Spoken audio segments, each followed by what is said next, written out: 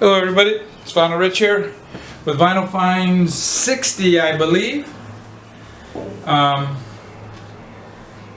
Since Record Store Day, I've bought 2 used albums, and that's it. I do have some albums that I bought from Bomb Records. I bought those before Record Store Day. In fact, the singles here I bought probably a couple of months ago. But anyways, I mentioned before that you can get this Bomb magazine. It's actually a book for free if you order. I notice now it's $5, but it's worth $5. It's pretty cool. And I have 5 Bomb magazines myself that I've had for a while. This is the England Screaming. Came out in November '77. And it's got a Dictators story. It's a really cool magazine. And that basically that book there, Born in the Garage, is just, you know, articles and stuff from this. And here's the punk poll results. I guess they had a contest of who's the #1 punk of all time, and the winner was Iggy Pop with 225 votes. Elvis Presley was second with 216. Phil Spector for 207. Lou Reed came in 4th with 196. Keith Richards came in 5th with 182. Eddie Cochran came in 6th with 170. Eddie Cochran from, he used to live in Bell Gardens when he recorded all his hits. That's where I live. Number 7, Gene Vincent with 151. Number 8, Patti Smith with 138. Jerry Lee Lewis was number 9 with 122. And Jim Morrison was number 10 with 115. Chuck Berry was 13. Just passed away. He was apparently he was a big dick, but anyways, I don't know if anybody's seen that video where I guess I don't know if he's with a prostitute or whatever, and he farts and he goes, "Smell my fart." You know, what a dick. But here's another Bomb magazine. It's January of '78, it looks like, with Nick Lau, and it has a section on Detroit bands. Really good, that is. Ramones, Devo, Wire. Here's I think this is my oldest one I have. The winner of '76, '77, and this is the one with Brian Wilson on the cover. Got a Flamin' Groovies. This dude was a real big Flamin' Groovies fan. And this is the Brian Wilson article. Got a Monkey Mania in the '70s. That's starting to come back again, I guess. See, people are getting into the monkeys again. You can find most of their. Here, this is an interesting one here. This article here, it's Punk Rock of Mexico. And what's really funny about this, these are actually album covers from Mexican bands, but the whole write-up is all fictional. They just made everything up. It's pretty funny. I mean, I didn't know it at the time, but and oh yeah, this is on that last or that one where it had the poll results of your favorite punk. This is the one where, you know, you could mail off your picks. Here's another one. This is the Power Pop issue. This one came out in '78 of March. And it's got a Jam advertisement on the back. And let's see what we got here. Well, we got an advertisement for Nevermind the Bollocks. Here's the Sex Pistols. And my last one I'm going to show, it's got Talking Heads on the cover. This may be my oldest one or newer one.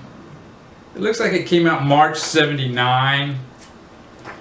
And here it's got an ad for K-Rock. I've mentioned K-Rock on quite a few of my videos. It was a rock station that played, I mean, music that nobody else was playing pretty much in the whole world.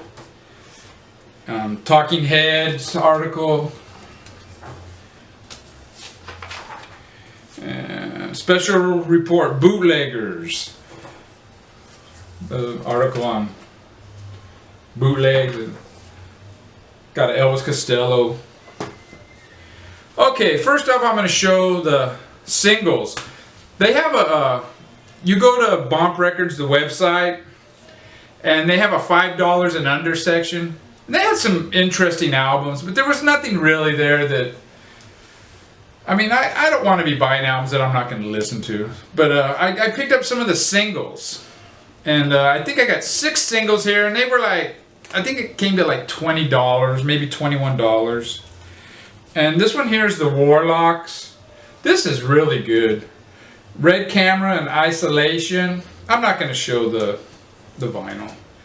This one here is really good. It's the Richmond Sluts, Sweet Something and Sad City.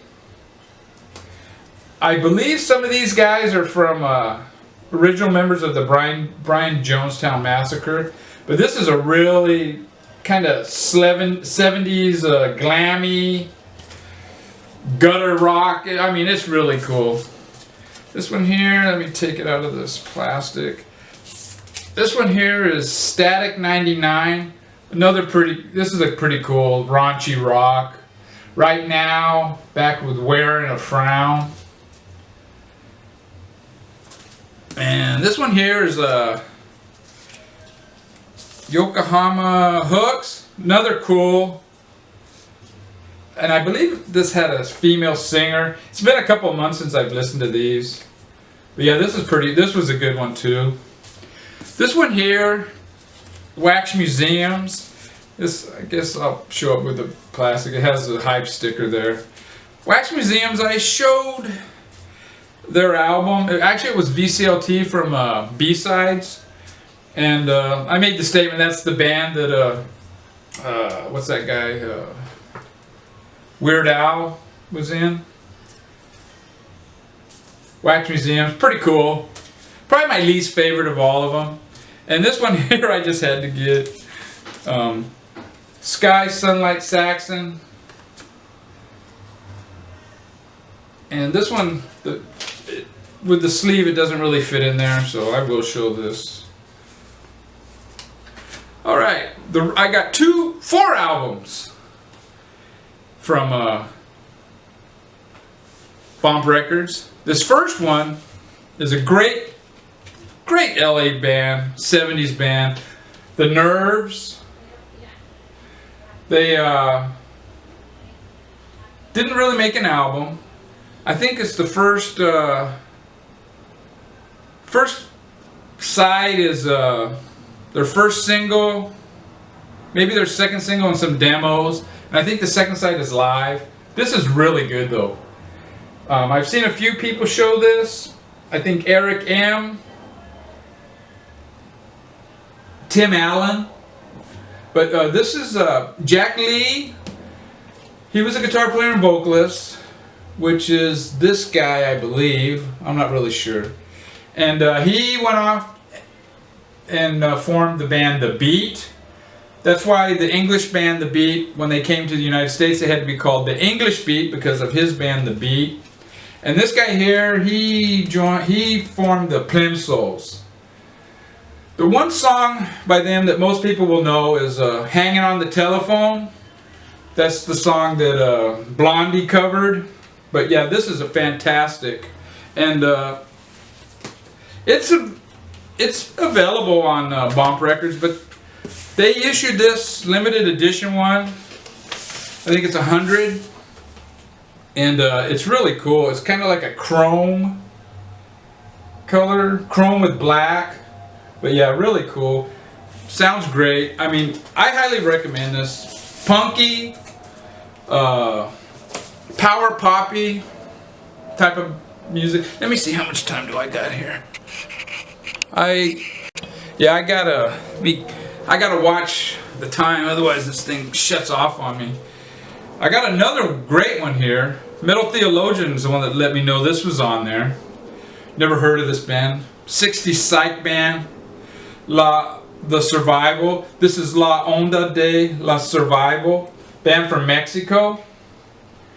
Really cool psych. This is a really good. The Mexican psych tends to be a more garagey type psych than a lot of the. It's not the flowery, renaissance-y, acoustic, folky psych. It's more of a garagey psych. Really cool. What's kind of funny is how it's in Spanish and English mixed together, you know, Spanglish, I guess. But yeah, this is a really cool album, and it's on this looking label. Now, the next one here, I have the first two comps of this series, Back from the Grave. They didn't have 3, so I picked up 4. They do have 5, so I'll probably pick that one up, but this is Back from the Grave 4.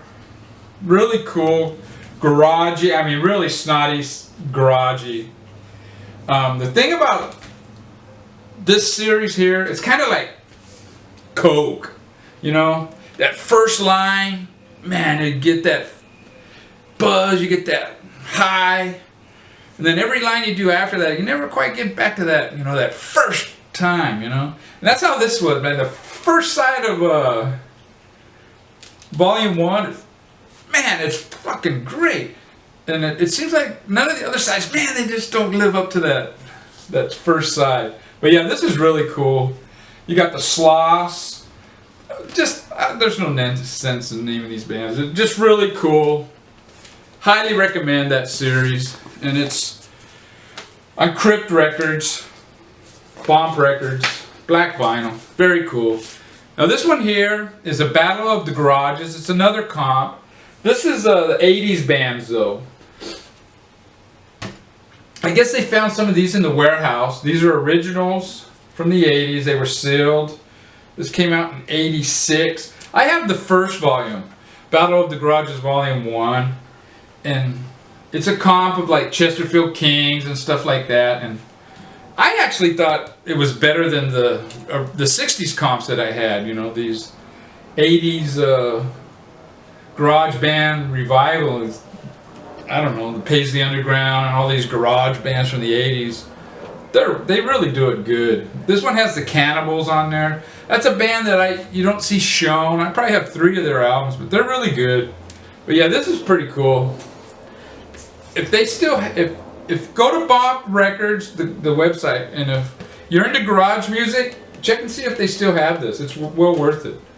And it's on Box Records, which was a division of Bomb. Okay, now we go to my 2 used records I have here. This is Blondie, Plastic Letters, their second album. It's not near as good as their first album, which I think is my favorite. Or the third one, Parallel Lines, that came after that, which could also be my favorite. The first and third albums I think are great. And after that I really don't have any other Blondie. This album has some great songs on it, but there's others that really don't stand out. And if you notice, there's only 4 members. I don't know if Gary Valentine left the band or if he was asked to leave or whatever. But I remember seeing this band in '76, and I remember the band. They had a lot of charisma.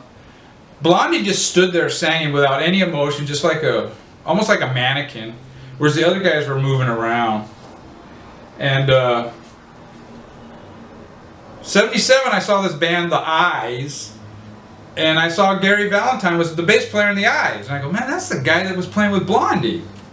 Well, apparently the original bass player for The Eyes was Charlotte Caffey, who went on to become the guitar player in the Go-Go's. I guess Gary Valentine left Blondie and joined The Eyes. I don't know if he regrets that, man, because Blondie blew up after this album, man, you know? And it's on Chrysalis Records. Now this last one here is the third album that I bought by this band, and it is actually their third album. I've bought this band's albums in chronological order, and it's Space Ritual by Hawkwind. Live album. I believe this is the first album that Lemmy is on. And man, Lemmy's a really good bass player. But the guitars on this are fantastic. And it opens up. It's a cutout right here, you can see. But yeah, pretty cool album. And it opens up all the way. Humongous record here. But yeah, really cool, driving, space rock, krautrock, double album on United Artists. I have all three, I have their first three albums, and I'll probably just keep on going. Take care, everybody.